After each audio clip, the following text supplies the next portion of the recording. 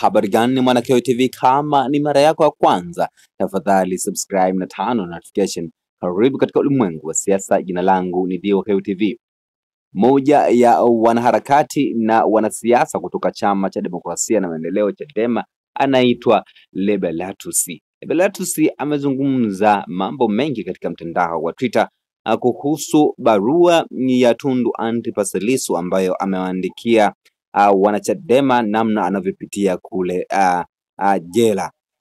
Pasi na kupoteza muda, nataka nisome barua ya Tundu Antipas Lissu akiwa gerezani Ukonga pale. Na nukuu: ujumbe wa mateso kutoka kwa Mheshimiwa Tundu Antipas Lissu akiwa gerezani Ukonga. Na nukuu: ndugu zangu, kwa wiki kadhaa sasa nimewekwa kwenye total isolation, upweke wa kulazimishwa.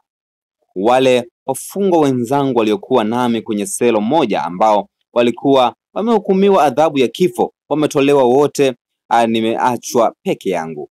Selo yangu sasa imewekwa kamera za ufuatiliaji, yani CCTV, zinazorekodi kila kitu ninachokifanya hadi wakati ninapokojoa au kubadilisha nguo. Sina faragha yoyote tena. Hili ni suala la usalama, bali ni kudhalilisha kwa utu wangu kama binadamu.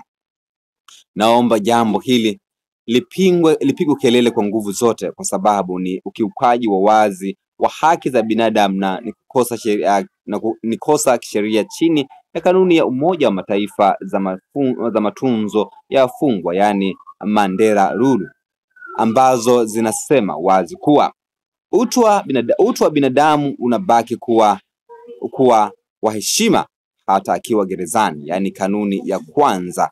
Ya pili, upweke wa muda mrefu au unamnyima mfungwa mawasiliano ni ukatili na mateso, kanuni ya 43 na 44. Pia ukiukaji wa katiba ya Jamhuri ya Muungano wa Tanzania ibara ya 12 hadi 13 zinazolinda hadhi ya mtu na kumzuia kuteswa na kudhalilishwa.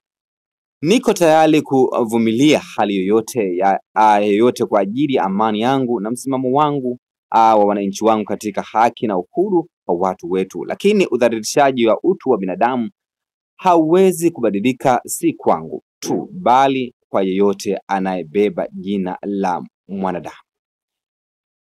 Mwisho kunukuu hichi ambacho ameandika Lebelatus katika mtandao wa Twitter, ambapo huu ni ujumbe wa Tundu Antipas Lissu akiwa pale gerezani. Tundu Antipas Lissu anadai kwamba katika chumba chake akiwa magerezani kimefungwa kamera ambazo zinamrekodi kila kitu ambacho anakuwa anakifanya kule gerezani. Lakini kitu cha pili, amesema ametengwa yeye peke yake katika gereza hilo, na wafungwa wale ambao walikuwa wanasubiri adhabu ya kifo basi wameondolewa na amebaki peke yake. Kwa hiyo upweke umekuwa ni mkubwa kweli kweli.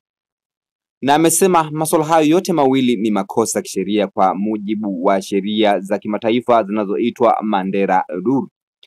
Anasema makosa yanakuwa ni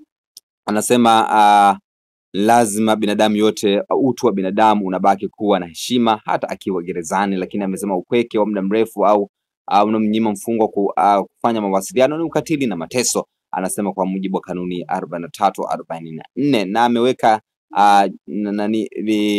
vielelezo mbalimbali hapa Mheshimiwa Tundu Antipas Lissu. Jina langu Dio Keo TV, tafadhali subscribe na turn on notification. Na maoni gani kwa hicho ambacho ameandika Tundu Antipas Lissu akiwa gerezani? Shusha maoni yako katika sehemu ya comment section. Tutakuja katika masuala ya siasa. Bye bye.